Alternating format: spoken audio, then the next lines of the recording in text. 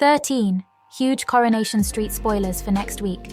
Hey Coronation Street fans, get ready because we've got 13 massive spoilers coming your way for next week. From September 2nd to 6th, the drama heats up on the Cobbles. Next week, Dee-Dee starts digging into Joel's past and things aren't looking good. Meanwhile, Leanne stumbles upon something suspicious on Rowan's laptop that could change everything. And don't miss the tension as Jack anxiously awaits news of his sentencing. Make sure to stick around as we dive into all the twists, turns, and jaw-dropping moments coming up next week on Coronation Street. And don't forget to hit that subscribe button and click the bell icon so you never miss out on the latest spoilers and updates. 1. Joel threatens Lauren. Joel visits Lauren in the hospital and is visibly displeased to find Dee-Dee by her side. Dee-Dee has been supporting Lauren since uncovering that Joel is the father of her baby, promising to help her hold Joel accountable. However, when Joel makes a new threat, Lauren is left shaken and distraught. 2. Dee-Dee digs up dirt on Joel. Dee-Dee fills Lisa in on Joel's visit to Lauren and makes a discovery about Joel's past that she hopes could be the key to putting him behind bars. Having learned that Joel's old law firm Walcott's specializes in helping vulnerable young people, Dee-Dee decides to do some digging. 3. Amy receives a shocking call. After Amy's recent traumatic ordeal with the Institute, Leanne tries to smooth things over. Leanne offers Amy her job back at the bistro, but urges her to ditch her plans to sue the organization. Later in the week, Amy receives a voice message from an unknown number and listens in horror to the call. 4. Leanne makes a suspicious discovery. Leanne arranges a meeting with Rowan, but when he's called away to reception, Leanne decides to look through his laptop. Leanne is shocked to see 2 files, one labeled Leanne and one labeled Nick and Toya. Later, Leanne tells Nick to meet her at the bistro. Has she finally uncovered the truth about his affair with Toya? 5. Stefan's wife reaches out to Abby. On the day of Jack's plea hearing, Kevin offers support to his son, but Abby's distracted when she sees Stefan having a heated argument with a woman in the corridor. Afterwards, the woman visits Abby at the garage and introduces herself as Coral, Stefan's wife. 6. Jack receives his sentence with the plea hearing behind them. Kevin, Abby, and Jack brace themselves as they head back to court later in the week, all nerves and tension running high. It's a tough moment for the trio, especially for Jack, who's been carrying the weight of his mistakes and the fear of what's coming next. The looming threat of time in a youth offenders facility hangs heavily over him, and the uncertainty of his future is palpable. Kevin and Abby try to stay strong, but you can see the worry etched on their faces as they stand by Jack, hoping for the best but preparing for the worst. As they sit in the courtroom, every second feels like an eternity. The stakes are sky high, and all they can do is wait to hear what the judge decides. It's one of those moments where everything else fades away, and all you can focus on is that one decision that could change everything. For Jack, it's more than just a verdict. It's about facing the consequences and finding out what kind of path lies ahead. The anticipation is overwhelming, and they're all just clinging to hope, waiting for the judge's words that will decide Jack's fate. 7. Betsy tries to open up to Lisa. After recently kissing Dylan just to get under Mason's skin, Betsy realizes she's got some damage control to do. She knows Dylan's a good guy and doesn't want to hurt him more than she already has. So she gently lets him down, telling him that she's not ready to jump into another relationship and that they're better off as friends. It's an awkward moment, but Betsy tries to be honest, hoping Dylan understands where she's coming from. She's caught between trying to be kind and dealing with the mess she's made, but deep down, she knows it's the right thing to do.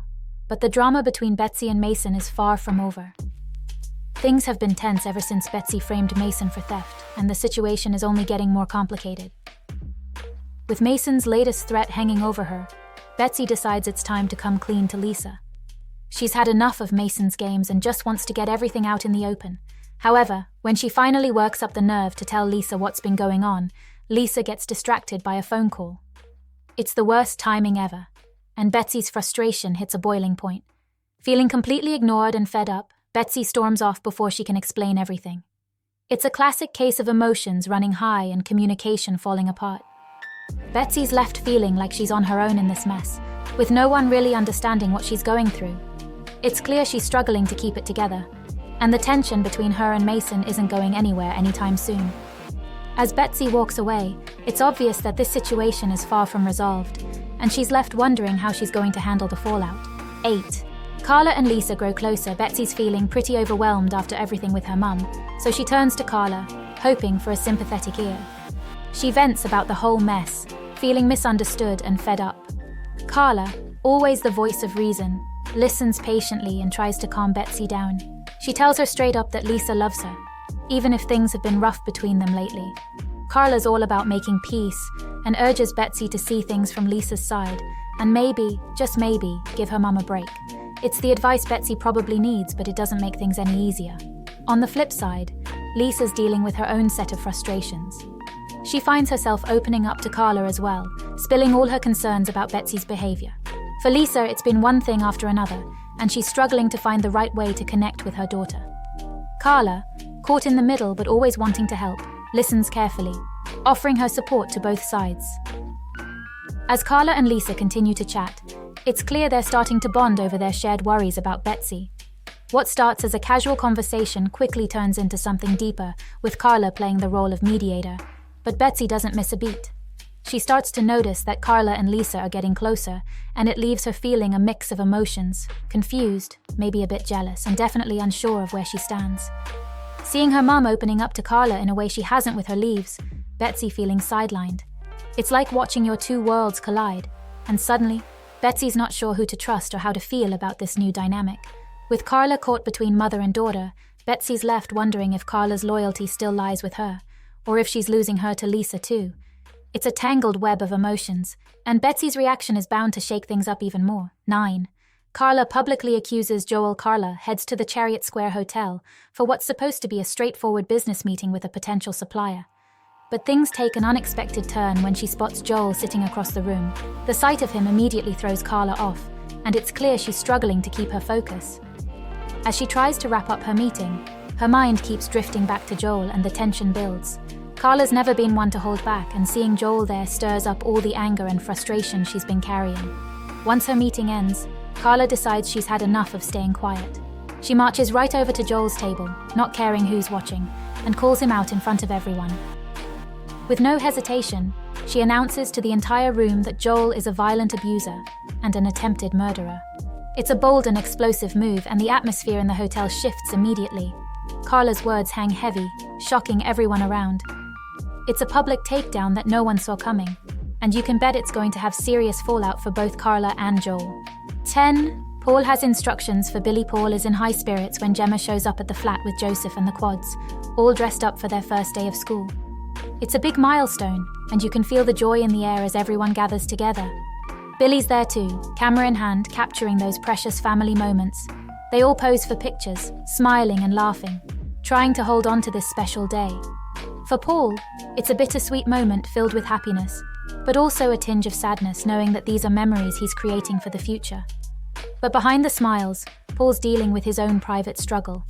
He's been secretly recording a list of things he wants Billy to do after he's gone, hoping to leave behind something meaningful. It's his way of trying to maintain a sense of control and care for those he loves, even when he's no longer around. However, when he finally tries to share the recording with Billy and Summer, things don't go as planned. The synthesizer suddenly runs out of power, cutting him off mid-sentence. Paul's frustration is immediate. It's more than just a technical glitch. It feels like another cruel reminder of his fading time. Sensing Paul's disappointment, Summer quickly jumps into action. She knows how important this is to him, and isn't about to let a dead battery ruin the moment. With her usual quick thinking, she starts brainstorming ways to fix the problem, determined to make sure Paul gets his message across. For Paul, it's a comforting reminder that, despite everything, he's not facing this alone. With Summer's support and Billy by his side, he's surrounded by the people who care about him most, and they're not going to let him down. 11th. Kit is questioned by Lisa. Kit's nerves are on edge as whispers about Nathan's arrest start to resurface. The case against Nathan has never sat right with everyone, and now the suspicion that something's not quite adding up is starting to grow. For Kit, it's a ticking time bomb. He knows the truth about how Nathan was set up, having planted one of Lauren's hairs in Nathan's van to make sure he got arrested. It was a desperate move at the time, but now it's coming back to haunt him, and he's feeling the walls closing in. Things get even more tense when Lisa, clearly suspicious, corners Kit with some tough questions. She's been digging around and has picked up on the inconsistencies in the evidence against Nathan. Lisa presses Kit, hinting that she knows more than she's letting on, and suddenly, Kit's put on the spot. He scrambles to keep his cool, knowing one wrong move could unravel everything. The pressure's on, and Lisa's grilling hits a nerve. Kit can feel the weight of his lies catching up to him. Now, it's a game of survival for Kit. He's trying to convince Lisa that he had nothing to do with the planted evidence, but the doubt in her eyes is impossible to ignore. Kit's doing his best to spin his story, but it's clear that Lisa isn't buying it so easily. Every answer he gives seems to raise more questions, and Kit's left wondering how long he can keep up the act before the truth finally comes crashing down. It's a dangerous dance, and Kit's walking a fine line, knowing that one slip could expose everything. 12. Paul and Kit grow closer. Kit decides to lift Paul's spirits by arranging a little surprise, a visit from David, who swings by the flat to give Paul a much-needed haircut. The gesture is simple, but it brings a bit of normalcy to Paul's day. While David works on Paul's hair, he casually suggests to Billy that they should go out for a drink just to unwind and take a break. Billy hesitates, torn between his responsibilities at home and the idea of letting loose for a bit. But Paul, always thinking of others, encourages Billy to go and enjoy himself. He knows how much Billy has been holding everything together, and he just wants to see him relax, even if it's just for a little while. With Billy off for the evening, Kit stays behind to keep Paul company. It's a rare moment for the brothers to be together without any distractions, and they decide to make the most of it. They've missed out on so much over the years, and now, with time feeling more precious than ever, they're determined to make up for all those lost moments. There's an unspoken bond between them, a shared understanding that every second counts. Kit's presence is a comforting reminder to Paul that, despite everything they've been through, they still have each other, and they're not going to waste any more time. 13. Tracy clashes with Cassie. Ken tells Cassie that although he no longer needs her assistance, he enjoys her company and would like her to stay on. It becomes clear that Tracy doesn't share Ken's view when she accuses Cassie of trying to get with Steve. Cassie insists that Tracy's got it wrong, but will she be able to convince her otherwise? And that's a wrap on next week's Coronation Street spoilers. It's going to be a week full of twists, drama, and some serious confrontations you won't want to miss. From Dee-Dee digging up dirt on Joel, to the tense courtroom moments for Jack and the ever-complicated dynamics between Betsy, Carla, and Lisa, there's no shortage of drama on the Cobbles. If you're as excited as we are to see how it all unfolds, make sure to set your reminders because you definitely don't want to miss a second of the action. Let us know in the comments which storyline you're most looking forward to, and if you have any predictions on how these cliffhangers will play out. Don't forget to hit that subscribe button and ring the bell icon so you're always in the loop with the latest Coronation Street spoilers, recaps, and all the drama straight from Weatherfield. Thanks for watching, and we'll see you next time.